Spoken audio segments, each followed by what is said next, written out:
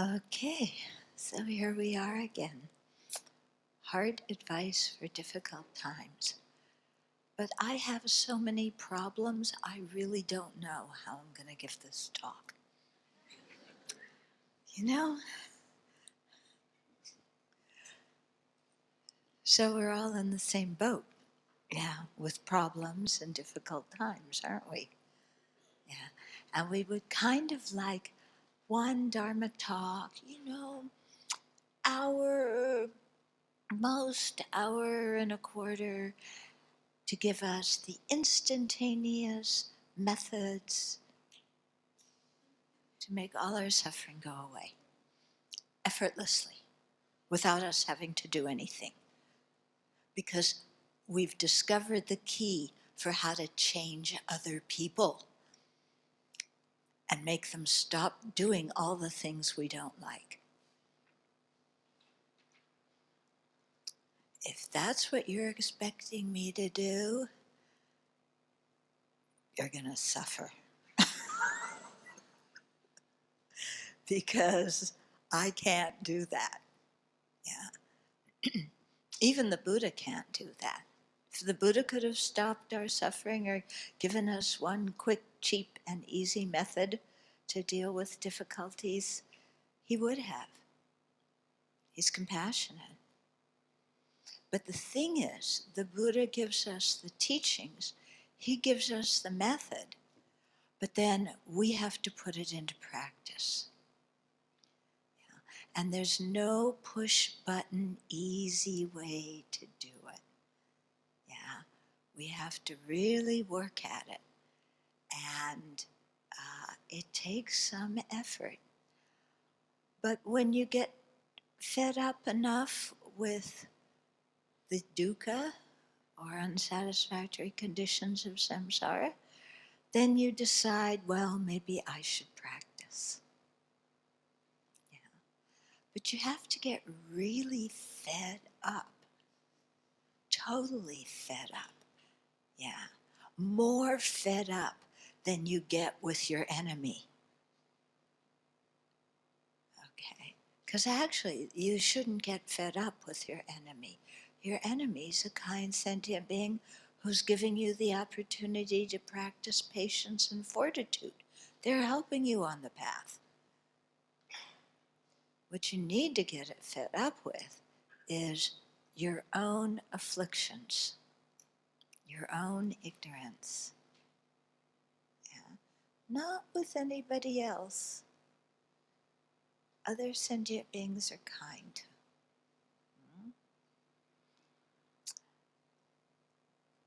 But first, let's do a little bit of silent meditation. Calm the mind. Yeah. Make the mind a little bit more receptive so that when I tell you that your enemies are kind, you won't throw tomatoes at me. Okay? You'll believe that maybe that's possible. Okay, so come back to your breath. Let your breathing pattern just be natural.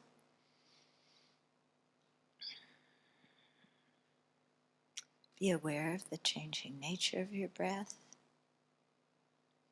and let the mind settle.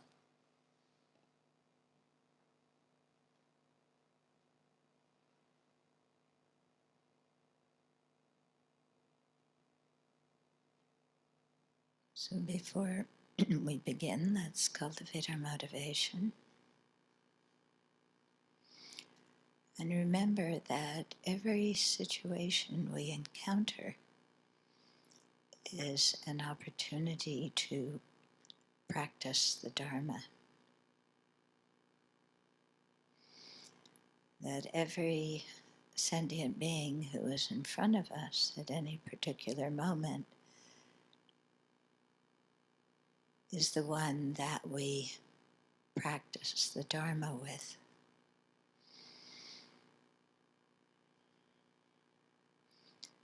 And let's recall that all these sentient beings are just like us, wanting happiness, not wanting pain, and yet due to ignorance, anger, and attachment, and all the actions we create motivated by them, then the suffering that we don't want comes, and the happiness that we do want evades us. So we and all others are in the same boat, and our happiness is not any more important than anybody else's happiness.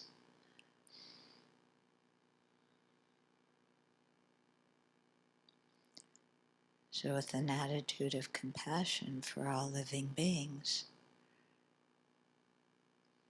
generate the intention to work for the benefit of other living beings,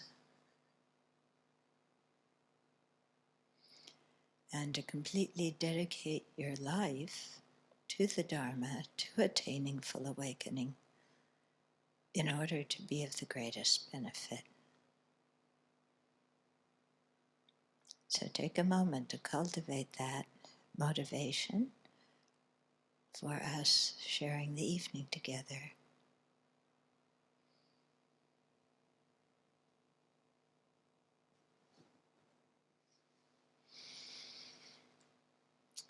Okay, so our advice for dealing with difficulties. So like I started at the beginning to say, it's to make this work, we have to realize that all the difficulties originate in our own mind. They don't originate with other people. And this is a big turnaround from how we usually see things in our life. Because in our life, when we have problems, our first tendency is to blame somebody else. Why am I unhappy? My mother, father, sister, brother, boss, professor, dog, boyfriend, girlfriend, cat, the government, whoever. Somebody else did something and made me unhappy. So I am the victim of other people's malevolent intentions. And that's why I suffer. This is our usual view. And part of our usual view is, since I'm the victim of what other people do, the way for me to find happiness is by changing other people. Okay? So I hope you all invited the people who make you miserable to come to the talk this evening. Yeah, because we all know that you are not the people who make anybody else miserable. Yeah. But they make us miserable. Okay, so this is one thing that we really have to cultivate some doubt about, and see that the real source lies in here, and so the remedy also lies in here. Because if the source of our problems lay outside of ourselves, then we are really stuck. Because how are we going to change others? We keep trying, don't we? We keep trying diligently to get others to listen to our great advice. And they just don't do it, do they? These stupid sentient beings. Yeah? If they just listened to my advice, then everything would be okay. Yeah? Parents, don't you think that about your kids? Yeah? Kids, don't you think that about your parents? Okay? So that's the first thing to really understand. So that entails developing some humility. Yeah, if we go into the Dharma with this view that, we are the center of the universe and other people should change to accommodate us, then we're going to have a really tough time. Yeah, so we have to approach Dharma practice with some humility. In fact, they often give the analogy of we are a sick person. Yeah, we go to the doctor who's the Buddha. He diagnoses our illness. You're suffering from samsara. He diagnoses the cause of our illness. The cause is ignorance, afflictions, and karma. And he gives us the medicine, the 3 higher trainings, ethical conduct, concentration, wisdom, the various paramis. So we have the prescription for the medicine. Do we go to the pharmacy and get the medicine? If we do, when we get the medicine, do we remember to take it? Or do we just put it on our nightstand and look at it and say, I really should take that medicine. I'll feel better. But right now, there's a really good TV program on. I'm going to watch that instead. Yeah? And the Sangha, they're like the nurses. Because sometimes we want to take the medicine, but then we can't remember how to do it. 1 pink pill in the morning, or is it 2 pink pills in the morning and 1 blue pill at lunch? Or is it green pills at lunch? We can't remember. And sometimes we're a little bit scared of taking the pills. Maybe they won't taste so good. So the Sangha is like the nurse. Yeah, they take the pills, squash it up, smash it, mix it with applesauce. Yeah, take a spoon and say, open wide, zoom. Yeah. Okay. So we rely on the Sangha to help us in that way. But we have to see ourselves as the patients. If we don't, then we're not going to go to the doctor, we're not going to take the medicine, nothing's going to change. Okay. Now, in the Tibetan Buddhist tradition, there's a genre of teachings called mind training. And these are one of my favorite teachings. There's a whole series of different texts that teach mind training. And so one of them is called the 37 Practices of Bodhisattvas. Okay, Bodhisattvas are people aspiring to become fully awakened Buddhas.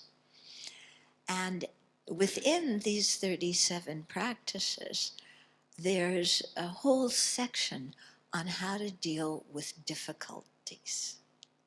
Yeah, so it's the perfect advice, and it covers a wide range of different problems that we encounter.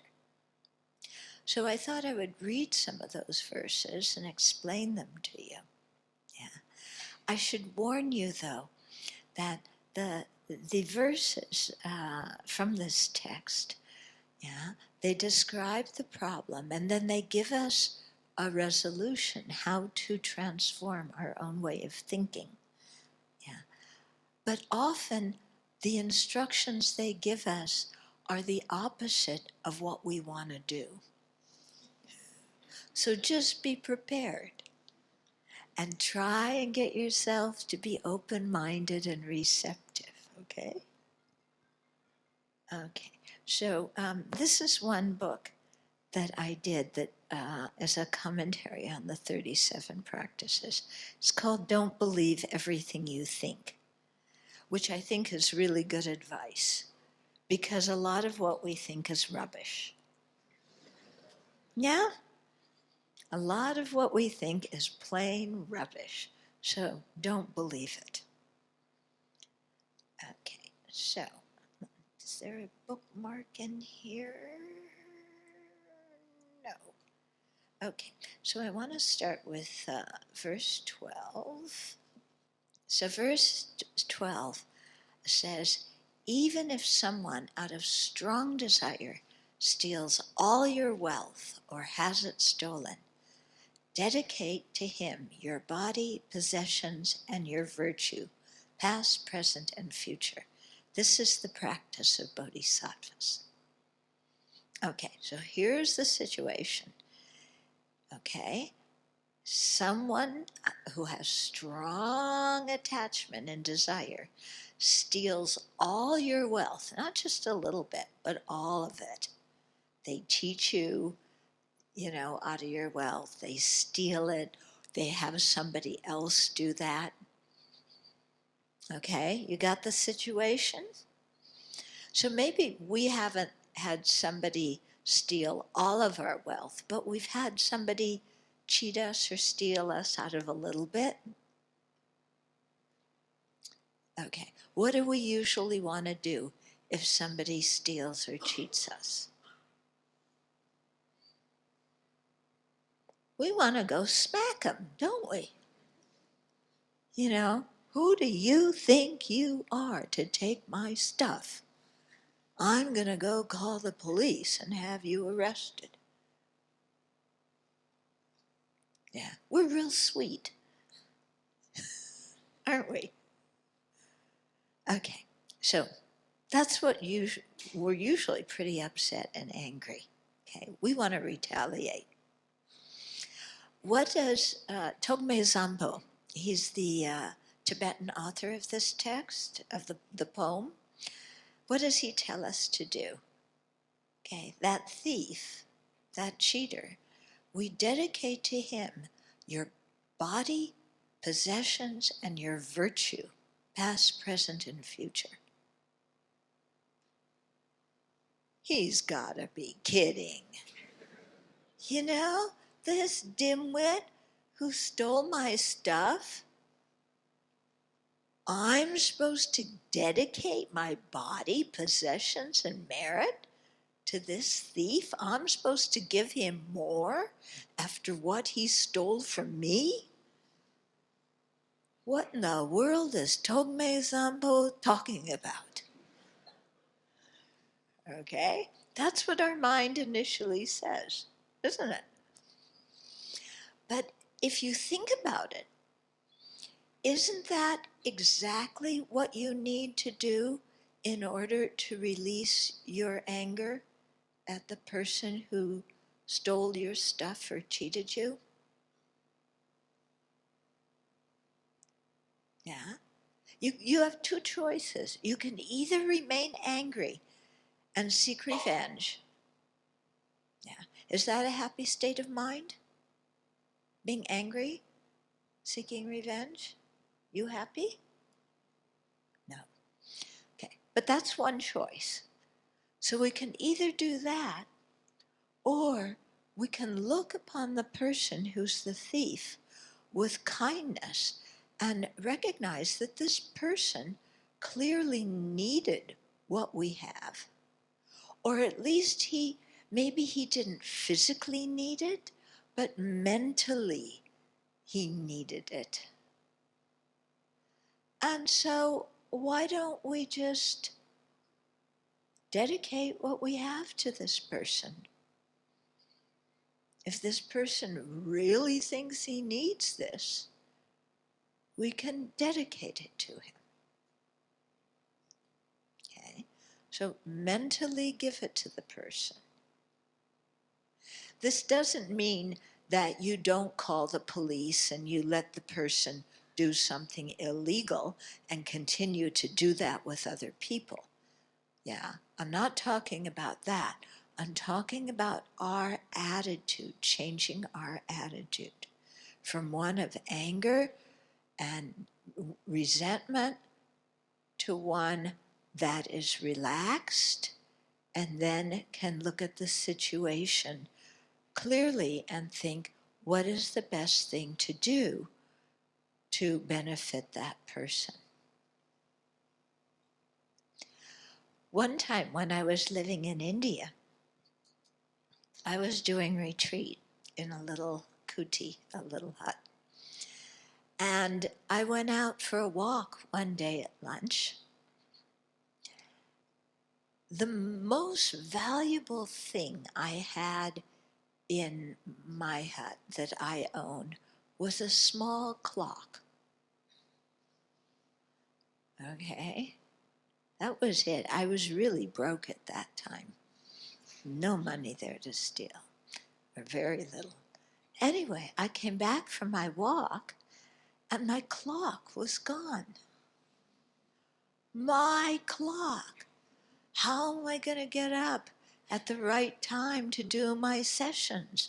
How will I know what time to start and stop my meditation sessions? Who was this person who came into my hut without being invited and took my clock? Yeah, I was pretty worked up. Some little, those little clocks. Remember those little traveling clocks? Yeah, they don't make them anymore. They're antiques now. Okay, but that's what I had. Something like that, anyway. And then, I said, okay, I'm really upset, but somebody clearly came in, took it. There's no way I'm going to find them. This place where I'm staying is in the middle of the forest. All they had to do is go down one path, and I have no idea who they are. I'm never going to get my clock back. So, I have two choices. I can remain mad, or I can just give him what I had. And not just give him my clock, but give him all my merit. Oh, give him my merit? Oh, he doesn't deserve any merit. Actually, people who commit non-virtue like that, they need merit. And it's not like by dedicating my merit, I'm not going to have it anymore. Merit isn't something that you transfer from one bank account to another. Yeah. Merit, the more you dedicate it, the more you share it, the more it multiplies. But I had to get my mind to the point of wishing that person happiness, seeing that somehow they were suffering and they thought that taking my clock was going to make them happy. Yeah. So dedicate to them my merit, past, present, and future. Okay? So that's one thing to do when your things get stolen or you get cheated. Okay, now the trick is to remember it. To remember it, what you have to do is in your daily meditation, think about this verse. Bring up situations that happened to you in the past where somebody stole something or cheated you, and try and think according to the way this verse recommends regarding that past situation. And in that way, if you're still carrying any anger, resentment, you'll heal from that. Okay? And if you have any fears about your things being stolen in the future, you can imagine situations in which they're stolen, and then imagine how you can change your thoughts and think like this in future situations. Okay? So you got to practice that when the situation isn't happening, when you're sitting on your meditation cushion. Okay? Verse 13. This one's a little bit extreme. Even if someone tries to cut off your head when you haven't done the slightest thing wrong, okay, maybe they were anticipating ISIS and Jihadi John. Yeah, remember Jihadi John? Do you remember him? Yeah, the British guy who worked for ISIS, who wore a mask and beheaded people, and they made videos and put it on YouTube. Imagine that karma that he created, feeling so much glee in beheading people. Horrible karma. Even if someone tries to cut off your head when you haven't done the slightest thing wrong, you haven't done anything. So even it's not such an extreme situation like somebody's trying to cut off your head, maybe they just pushed you or gave you a dirty look or something like that. How to respond? Out of compassion, take all her misdeeds upon yourself. This is the practice of bodhisattvas. So this person who wants to behead me, either literally or figuratively, when I haven't done anything wrong, you know how in your office, maybe there's somebody out to get you and prevent you from getting the promotion or whatever? Yeah. Okay, so that kind of situation. Yeah. Then, and you haven't done anything wrong that you know of, then how to respond? Out of compassion, take all her misdeeds upon yourself. So this person who is out to get you, who's creating so much negative karma, the way to respond is to think, may I take their negative karma upon myself so that they can be free of it. And may I give them my happiness so that they can have a peaceful, content mind. It's the last thing on earth you want to do, isn't it? For somebody who treats you like this. Last thing you want to do. But that's why it's the remedy for the strong affliction that we have. Yeah, to be able to think somebody who has such an evil intention, yeah, is suffering. Have you ever thought like that about people who are mean to you or harm you, that they're suffering? Yeah, we usually don't think the perpetrators of crimes or perpetrators of maliciousness are suffering, but they are. Because happy people don't go around harming others. It's only when people are unhappy and in pain that they harm others, isn't it? Nobody wakes up in the morning and says, the sun is shining, I feel loved, my life is wonderful, I think I'm going to go make somebody else miserable. Nobody does that. Yeah? So it's somebody whose mind is twisted, who is suffering, who is confused. Okay? So we have to be able to look at the person who harms us as somebody who's suffering, and then think, may I take their suffering, may I take their negative karma upon myself so that they can be free of it. Again, it's the last thing we want to do, but that's why it's the antidote. Okay? So we have to practice this in our daily meditation, imagining past situations, imagining future situations, and learning how to change our mind in our meditation. Sometimes, even in our meditation, our mind is so stubborn, it does not want to change. Yeah? Somebody's harming me when I haven't done anything wrong. Yeah? Why should I have compassion for that guy? No way. If I have compassion, he's going to stomp on me, take advantage of me, harm me even more. I've got to go out and get even. Huh? Huh? Yeah. And we have so many reasons why our anger is justified and why getting even is worthwhile. Lots of reasons. But none of the reasons, if we examine them, are very good.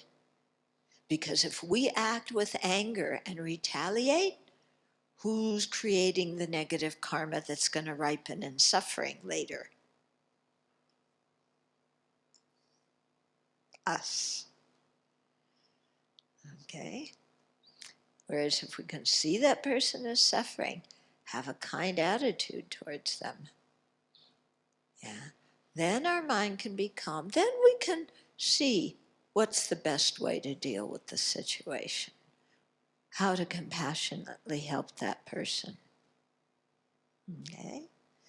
So compassionately helping someone doesn't mean we ignore and let them do illegal, harmful things. Sometimes, we may choose to do that. But, sometimes it's necessary to protect other people from this person's wrong actions. Yeah? But we have to do that without anger and vengeance.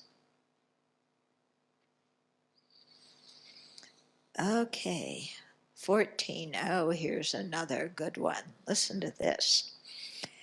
Even if someone broadcasts all kinds of unpleasant remarks about you throughout the 3,000 worlds, okay? The 3,000 worlds is 1,000 times 1,000 times 1,000. Okay, that many world systems and all the sentient beings in them. So this person is going to broadcast all kinds of unpleasant remarks about you throughout these 3,000 world systems and totally ruin your reputation forever. Ah. Yeah, my reputation. Our reputation is something we really treasure, isn't it? Our honor, our reputation, what other people think about us, our image in society. Oh, we do not want a bad reputation. Yeah, we want to look good. We want to look important. We want to look intelligent, creative, fantastic, on top of the world. Have everybody talk about us behind our back with a little bit of envy because we are so wonderful and they in no way approach our degree of being wonderful. But instead of having a good reputation, somebody is going to broadcast all kinds of unpleasant remarks, all of our faults throughout 3,000 worlds. We freak out if they broadcasted it to 3 people, let alone 3,000 worlds. Yeah. 3 people. I don't want my reputation ruined. Everybody's got to think I'm wonderful. Yeah, don't you cherish your reputation? Yeah. What is a reputation? Yeah, think about it. What is a reputation? A reputation is just other people's thoughts about you. What is a thought? Just some kind of blip of energy in somebody else's mind. That's all a reputation is some kind of blip of energy, some kind of passing thought in the minds of other people who are much more focused on themselves than they are on us. And yet, one of the big rules of the universe is no one is allowed to think badly of me. Isn't that one of the rules of your universe? Yeah. Nobody, no how, no way can think badly of me. That is verboten. It is forbidden. And yet, what's a reputation? What in the world are we trying to protect? And what does a good reputation do for you anyway? Does it get you closer to enlightenment? No. Does it get you a good rebirth? No. Does it make your health better? No. Does it give you money? No. Does it make you feel good about yourself? Maybe, if you're really dumb.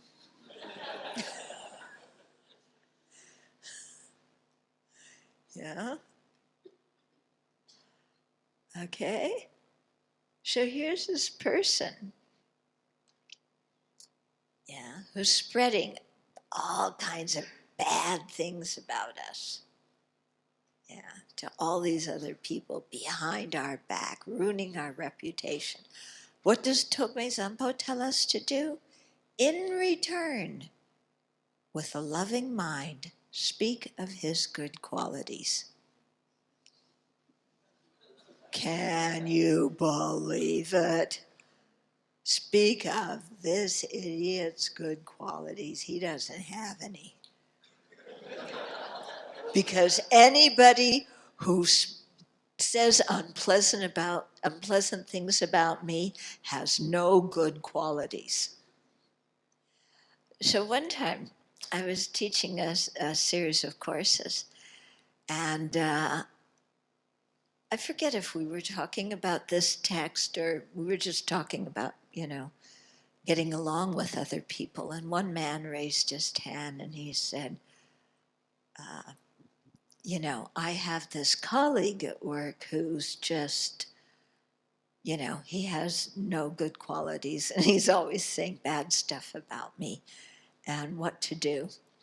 And so I gave the class, I gave them a homework assignment, which was to choose one person in their life that they did not like and did not get along with, and to, every time they saw them, to to praise them in some way, to make some kind of nice comment about them. So this man, who asked the question, and then I gave the assignment, he says, this guy has no good qualities. What am I going to, am I going to do the assignment? I said, well, just try. So next week he comes to class and I say, what happened? Yeah, what'd you do? And he said, well, the first day I lied. I made up some good quality and told him he had it, thinks he has no good qualities. So I just made one up. And then the next day, that guy was a little bit nicer to me. Yeah. So I kind of made up another quality, but it was easier to say it the next day. And then the third day, he was like really friendly towards me. And, you know, he's starting to look like a nice person. So I commented on that. And so by the end of the week, he was talking to this guy in his office. And they had a friendly relationship. Okay? So in return, with a loving mind, speak of his good qualities. This is the practice of bodhisattvas. So if you want to become a bodhisattva, this is what we've got to do. Okay, here's another one. Though someone may deride and speak bad words about you in a public gathering. Okay, so it's kind of similar to the previous one. But here somebody's really deriding us and criticizing us, pointing out our faults in front of a whole bunch of people. And we care about our image, and we don't want to be humiliated, and we don't want to be put down and embarrassed in front of anybody. Okay, and here's somebody speaking bad, deriding me and speaking bad words about me in a public gathering, a whole room full of people. Okay, and what am I supposed to do? Looking on her as a spiritual teacher, bow to her with respect. Come on. I want to get up and deride that person and point out their faults.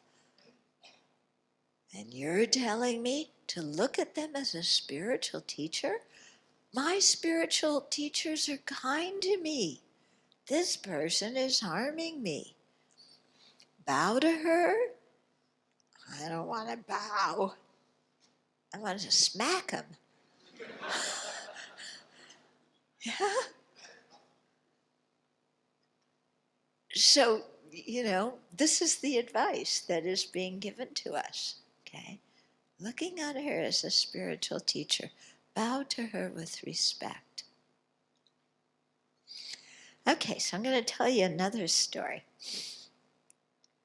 I was at a Buddhist conference in Taiwan many years ago, and after the conference, they took us on a tour of temples, and on the last day, at the concluding ceremony, the master, who was the head of this huge Buddhist organization in Taiwan, was, you know, at the concluding ceremony, he was pointing out some of his disciples who had helped organize the conference and the pilgrimage that followed it. So, you know, he had them standing up, and this nun, she organized this, and she did that, and that, and that, and that. So everybody, please thank her for this. Everybody applauded. And this monk did this, and this, and this, and he organized and helped everybody. Yeah, and everybody applauded. And then, you know, he got to one other monk, and he said, this guy was so lazy. I gave him responsibility during the conference, and he didn't do what he was supposed to do. Yeah? And he kind of let everybody down. Okay? So what is that? Though someone may deride and speak bad words about you in a public gathering, because here was the whole room full of the people from the conference. And the master is deriding the disciple in front of everybody. the disciple's just sitting there, Well, actually, he was standing, just standing there, his eyes down. Didn't react, that was it. And I thought, that disciple must be a very good practitioner. And he's probably very close to the teacher because the master knew he could deride him in a public gathering and he could take it. Yeah? What do you think? So, for that person, he didn't even need to see the person who was deriding him and speaking bad words about him as his spiritual mentor, because it was his spiritual mentor, which is like the most awful situation of getting criticized, by your teacher. Yeah. But I thought he must be a very good disciple that the master could do that in front of everybody. And he took it. He took it. Okay? So when people, even if they aren't our teacher, deride that, see them as like your teacher. So you might say, well, how are they like my teacher? Well, they're teaching us a little bit of humility, aren't they? And they're teaching us to acknowledge our own misdeeds. And they're teaching us to give up attachment to our image and our reputation. And those are all things that if we learn them, it will help us tremendously on the path.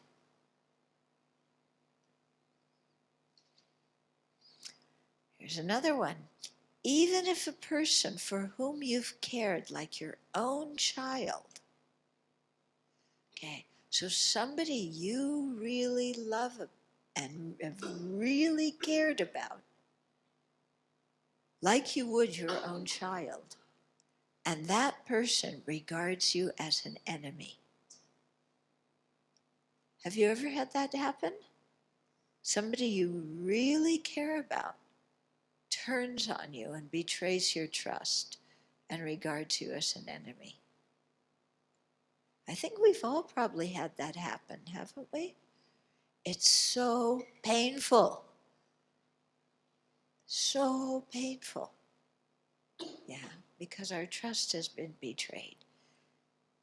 How are we recommended to practice? Cherish him specially, like a mother does her child who is stricken by sickness.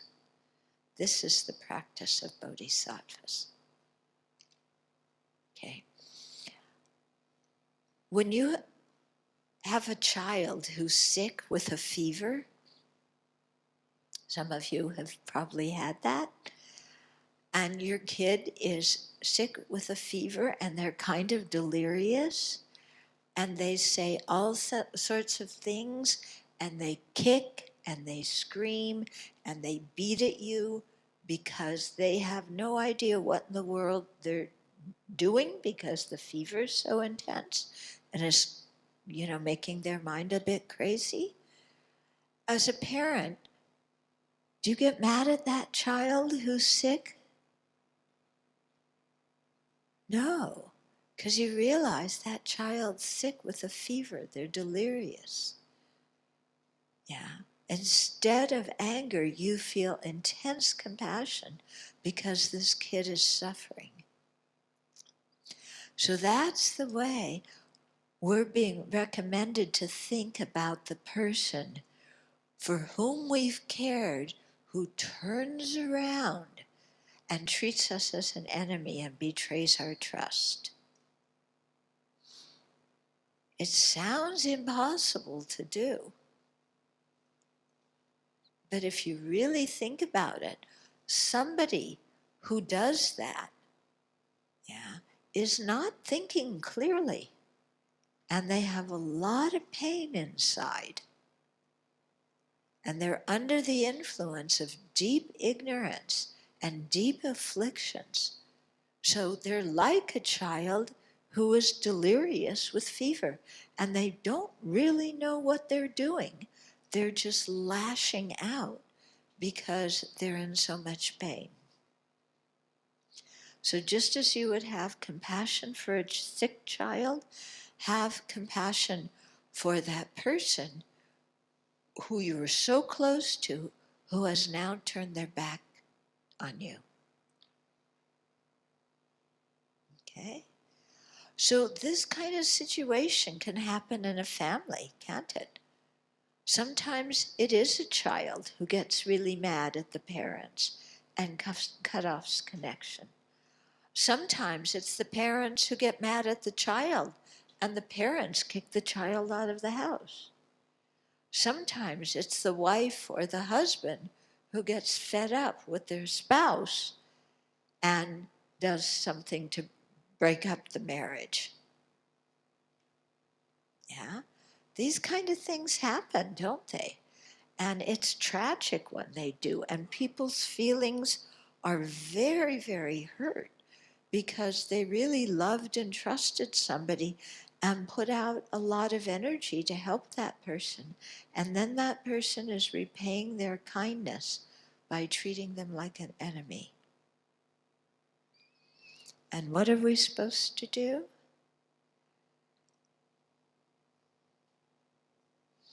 Cherish him like a mother does her child who is sick, stricken by sickness. Yeah? Can you see that person? As a mother sees their child who's delirious with fever, can you see their suffering? Yeah? Or are we so self-centered that we only see our own suffering? Yeah? They hurt me. I'm the one who's suffering. They need to apologize. They need to make amends. It's their fault. Look what they did. I'm not going to see them as a suffering sentient being after they've harmed me when they need to apologize. Yeah. In fact, then we imagine the apology that they should give us because they treated us like an enemy. They should be crawling on their hands and knees, across the room, so with their eyes filled with tears of regret, going, I am so sorry. I mistreated you. I hurt your feelings. Please forgive me. Please forgive me. I am such a terrible person. Please. Now, shouldn't they be acting like that? Yeah, after what they did to us.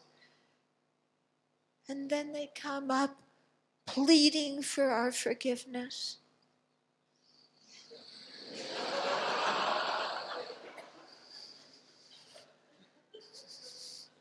Well, I'm glad you finally figured out how much you hurt me.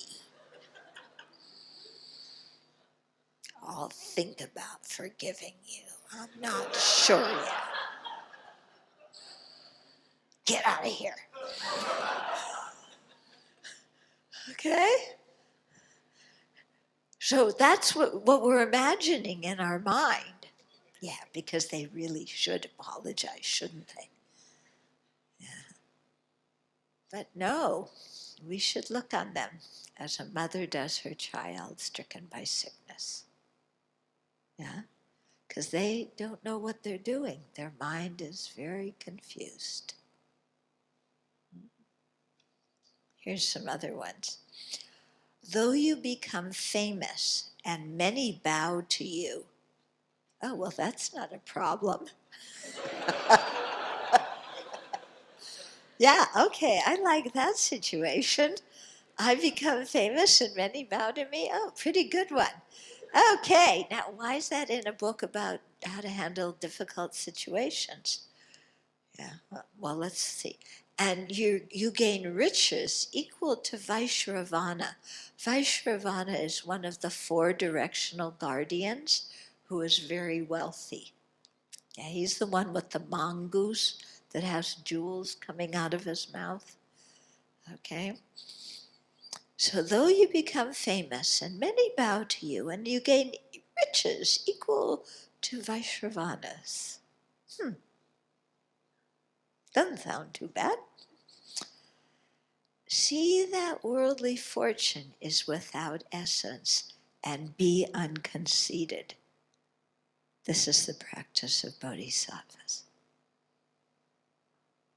Okay? So when things are going really good for you, okay, you have wealth, you have fame, you have good health, you have a good reputation, people are praising you.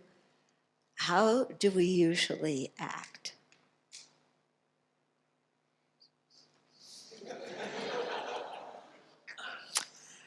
Yeah, everything's great with me, you know? I'm really a terrific, wonderful person. Yeah, aren't you a little bit jealous of how good everything's going for me? Okay, that's how we act. Yeah. What's the problem with being famous and many bowing to you and having riches? What's the problem? If you're a Dharma practitioner, that can be a big problem because it's very tempting to get arrogant and it's very tempting to have attachment and to think that you're important and that people should do things for you and that you could snap your fingers and they're all going to come running. And that's a big problem if we become conceited like that as Dharma practitioners. Okay? So, that's what the difficulty is. It's a dangerous situation. So how do we practice with it? See that worldly fortune is without essence and be unconceited. So worldly fortune, wealth, fame, praise, none of it has any essence. Like we talked about yesterday, all these things, when you die, they're gone. And sometimes they're gone before you die. Yeah? One of my teachers used to say, come, come, go, go. And that's the way it is. So don't be attached. Don't be conceited. Just let things go. Yeah. I find this a little bit difficult. Yeah? At Sanghadana, for lunch today, huge table. I couldn't even count the number of dishes on that table. And there's two of us.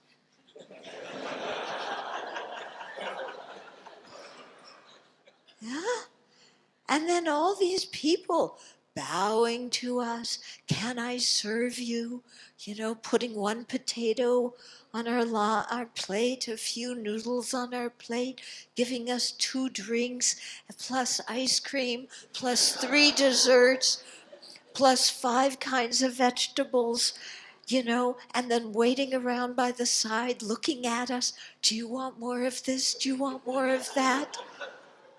You know, it's like, I must be a pretty important person. Huh? Nobody else treats me like that, not at the monastery where I live. Huh? Monastery where I live? There's 1 dish of grain, there's 1 dish of vegetables, there's salad, and maybe some dessert, but often it's a dessert I don't like.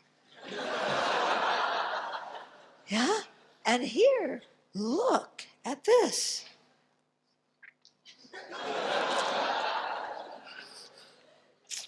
yeah, maybe I should stay in KL forever.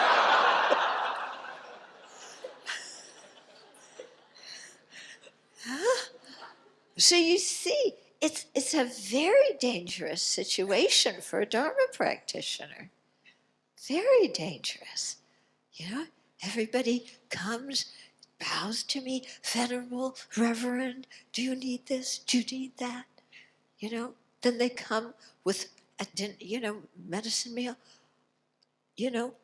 4 packages of cookies. Yeah, but the kind of cookies I like too. Somebody must have told them. Did you tell them?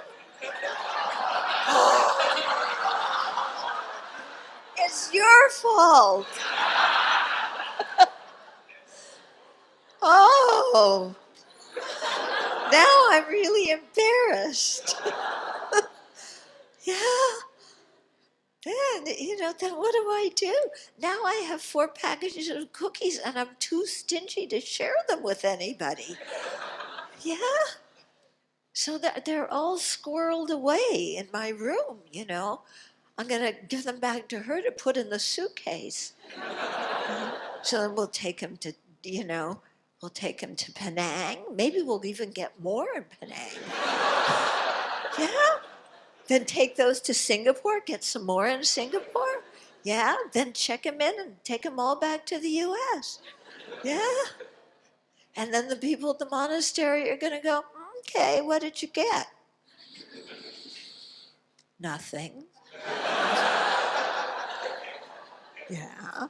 These cookies were offered to me. They weren't offered to you. Yeah. Extremely dangerous for Dharma practitioners. Okay? So, see that worldly fortune is without essence and be unconceited.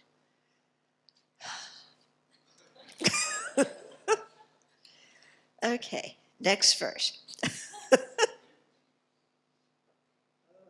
one's a good one. While the enemy of your own anger is unsubdued. Okay? So you're angry.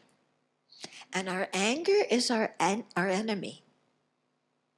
Actually, anger pretends to be our friend. Anger pretends to protect us. Somebody's harming me. Somebody's taking advantage of me. I'm going to be angry and stop them from all this nonsense. Okay? So anger looks like it's our protector because when we perceive harm or threat, we feel helpless.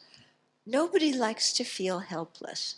So we get angry because when we're angry, we have a rush of adrenaline in our body. And adrenaline makes us feel powerful. Okay? So when the enemy of your anger is unsubdued, why is anger an enemy? Well, from a Buddhist viewpoint, it's one of the 3 poisonous attitudes, along with attachment and ignorance. And when we're under the influence of anger, we create so much negative karma, unbelievable negative karma. So anger is really our enemy, not other sentient beings. Other sentient beings can do a lot of things. They can even kill us, but they can't make us take a bad rebirth. Yeah? No matter how poorly somebody treats us, even if they kill you, they can't send you to the hell realm or the hungry ghost realm or the animal realm. What sends us to the lower realms? Our own anger. Yeah. So our anger is a real enemy, not other sentient beings. Well, the enemy of your anger is unsubdued. Though you may conquer external foes. Okay, so we get angry. What do? We conquer external foes. we attack the other person back. We do something harmful back. Yeah. And this happens also with national policies and with groups. And my country is the leader in doing this. Yeah. You harm us? Well, we're going to go bomb you. Yeah. And that's what Donald Trump does, you know. You harmed us, we'll bomb you. And we're going to bomb you until you decide that you like us. And that you're going to do things our way. Yeah, real logical, isn't it? Yeah, but that's the same way we treat people who harm us. Is we yell at them, we scream at them, we harm them back with the thought that we will punish them so much that they will change their ways and do things our way. Okay? So we conquer other people by making them afraid of us. We do this with children. We do this with friends. We do this with husbands and wives. We inflict harm on the people we care about the most, thinking that by doing so, they will change and do things our way and submit to us and like us.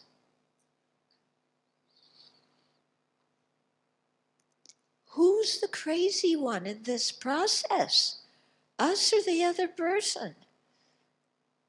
We're the one who's Lulu, you know, thinking that I'm going to harm somebody until they decide they like me. That's crazy. Yeah, we may intimidate them until they do things our way. But people doing things because they're intimidated or they're fearful is very different than them doing things because they're happy and they're willing to do it. Okay? So we often mistake respect and intimidation. We think if we intimidate somebody, they will respect us. That is not, they don't respect us. Not at all. They're afraid of us, so they may capitulate, but they don't respect us. Yeah, U.S. goes bombing all over. Do other countries respect the U.S. for that? No. Yeah. So in personal relationships, if you go bombing the people that you don't like, are they going to respect you? No. Okay? So when the enemy of your own anger is unsubdued, though you conquer external foes, they will only increase. The more we harm others, the more they become staunch enemies, and the more they want to retaliate to us. Yeah. And this is, you know, our process of dealing with extremism, terrorism, is let's just go bomb people and traumatize them. But actually, you know, by doing that, we're helping the terrorists gather many new followers. Yeah, we're not stopping it, we're increasing it. Because they look and they say, look, see?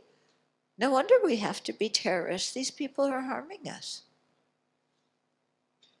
Yeah, I read a really good book. What was the name of that book? Yeah, I Was Told to Come Alone. I highly recommend it. It's about a German Muslim woman who is a journalist for the Washington Post and the New York Times. And she went and interviewed many terrorists, many jihadis. Yeah. And it's fascinating what she learned about what they think. Yeah. And it becomes very obvious that the more we harm them, the more followers they get, and the more determined they are to harm us. And it's that way in personal relationships too. So anger doesn't work.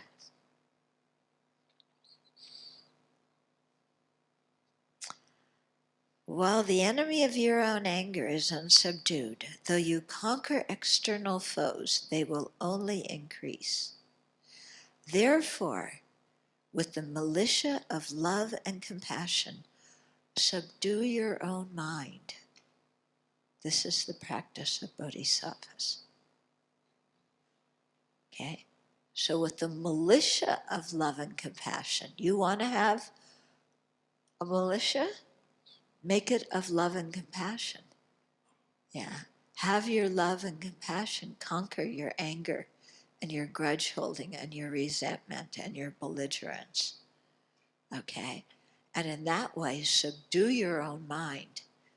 Yeah. When our mind is subdued, it's amazing how many fewer enemies we have.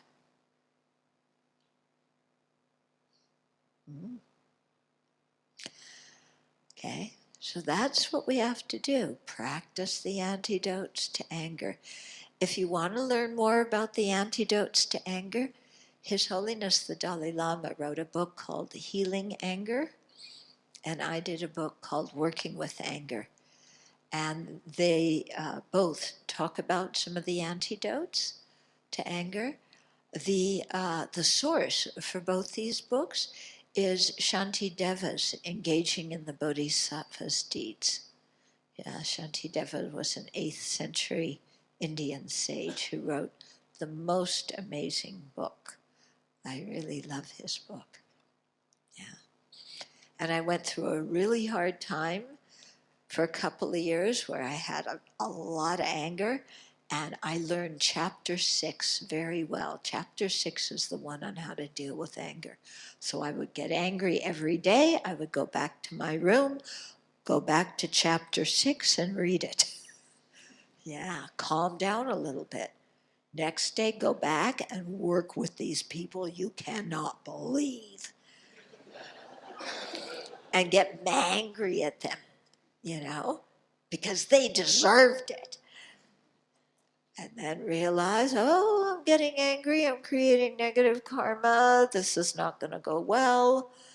Go back to my room at night, take out Shantideva's book, calm my mind down some more. That's what I did for a long time. Yeah. Okay, so we have 2.5 minutes for questions. Dear Venerable, about anger, the question is about anger. Sometimes when a person is in deep sadness, does it mean it's also a manifestation of a form of anger? Because this particular sadness has the capacity to manipulate, like, telling stories, letting people know that how victimized are you, or I felt it's a form of anger. Do you think it's a form of anger?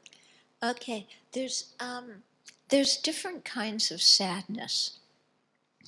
But some kinds of sadness, yes, I think they're a form of anger, because we're angry, but we do not express it outwards. And a lot of times this is because, especially as women, we're told you're not allowed to be angry. Yeah, men can be angry. They're just being assertive if they're angry. Women, if we get angry, we're bitches.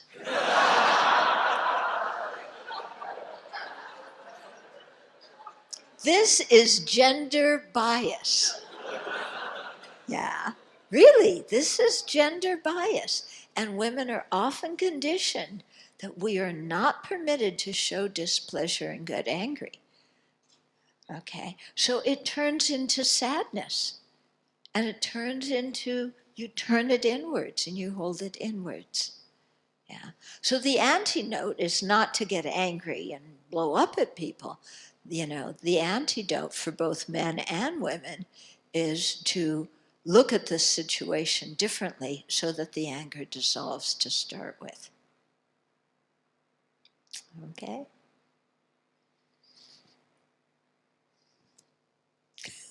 A lot of women are nodding.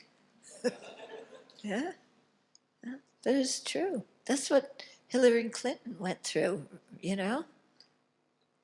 Whenever she was intelligent, you know? How dare a woman be intelligent? She was more intelligent than the guy who won the election. You know, how dare that happen? Yeah? And she was more qualified too. Anyway. Another question? Yeah. Hello. Okay, I have this superior of mine. She is with a pleasant heart, with a kind heart, but she has a very miserable and terrible mouth with her.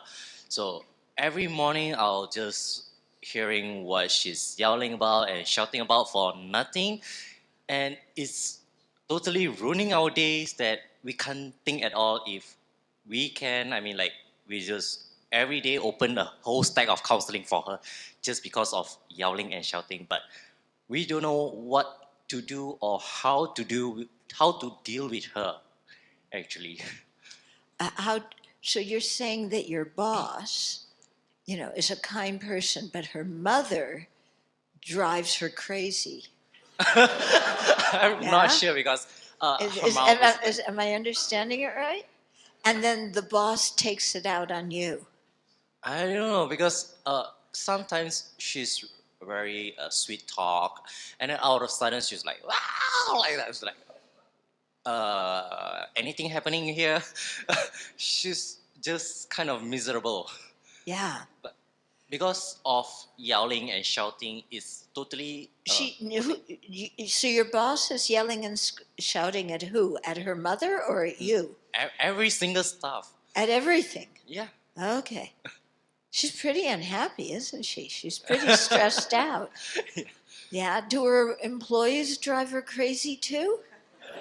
I don't think so. Yeah. You might try sometimes just offering a little bit of empathy and say, you know, wow, you sound really upset or you sound really stressed out. Yeah. Okay. Do you need some understanding? Do you need some cooperation? Yeah. Okay. So just by showing some kind of empathy and understanding like that, it could help her. She says, yeah, I feel really stressed out and I really could use some cooperation. Yeah. So, but then she feels like, oh, okay, somebody's getting how I feel. And lots of times, you know, when we're upset, just knowing that somebody understands how we feel and what we need can calm us right down. Even without solving the problem to start with, just knowing that somebody understands. Oh, you're upset. Yeah? You need a break. You need cooperation. You need understanding. Oh, thank goodness somebody understands how I feel. Well, okay, so we're going to close for the evening and dedicate the merit to all those people who have spoken bad words about us throughout the 3,000 worlds. Okay. So let's take a moment first and just rejoice at what we did this evening, rejoice at the merit we created and that everybody here created. Let's rejoice at all the goodness in the world. and all the merit anybody ever creates.